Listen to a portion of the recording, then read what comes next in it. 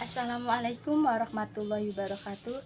Perkenalkan, saya Siti Rodatul Jannah, mahasiswi dari Institut Agama Islam Bunga Bangsa Cirebon. Saya di sini akan meninjau tentang akad mudharabah dalam tinjauan maqasid syariah.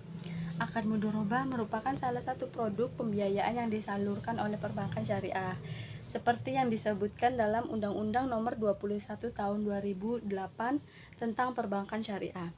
Pada Pasal 19 UPS menyebutkan bahwa salah satu akad pembiayaan yang ada dalam perbankan syariah adalah akad mudharabah dalam kegiatan penghimpunan dana dan penyaluran dana serta pelayanan jasa. Bank Syariah juga menyebutkan mudharabah adalah salah satu akad pembiayaan yang ada dalam perbankan syariah.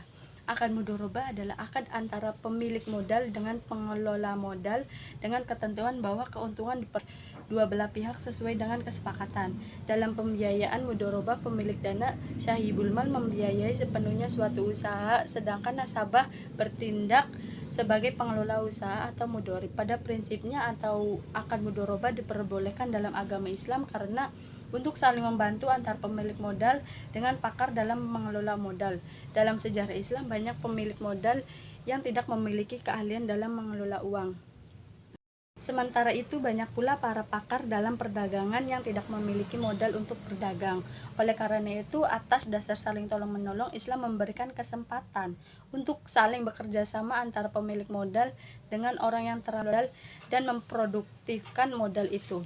Akad mudharabah berbeda dengan akad pembiayaan yang ada pada perbankan pada umumnya atau disebut dengan perbankan konvensional.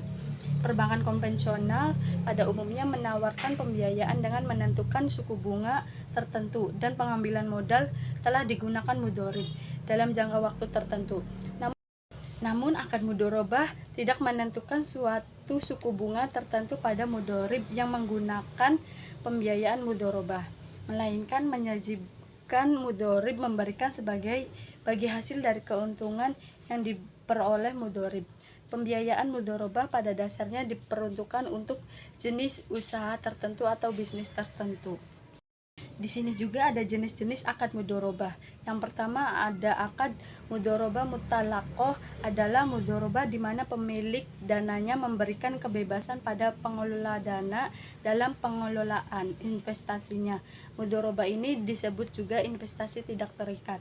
Yang kedua, mudharabah muqayyadah adalah mudharabah di mana pemilik dana memberikan batasan kepada pengelola antara lain mengenai dana, lokasi, atau objek investasi atau. Yang ketiga, akad mustarakah adalah akad mudharabah di mana pengelola dana menyertakan modal atau dananya dalam kerja sama investasi. Ada juga rukun-rukun pada akad mudharabah yang mesti penuhi ketika melakukan transaksi, yaitu yang pertama, pelaku akad.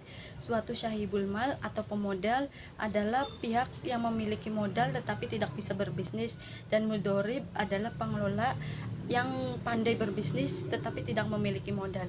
Yang kedua, objek akad yaitu modal mal atau kerja atau dorobah dan keuntungan rib.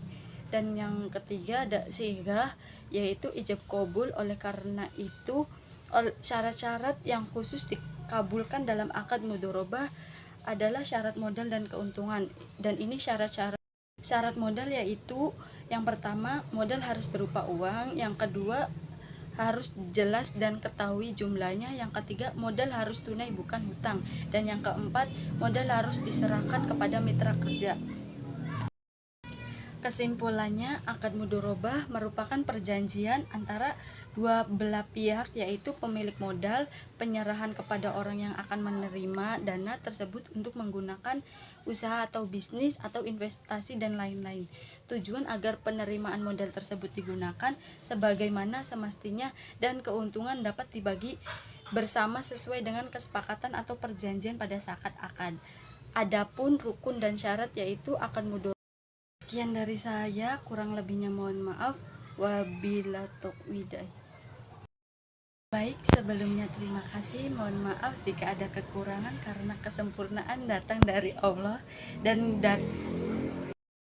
Baik, sebelumnya terima kasih. Mohon maaf jika ada kekurangan karena kesempurnaan datang dari Allah dan kesalahan datang dari setan. Kita hanya korban. Wassalamualaikum warahmatullahi wabarakatuh. Terima kasih.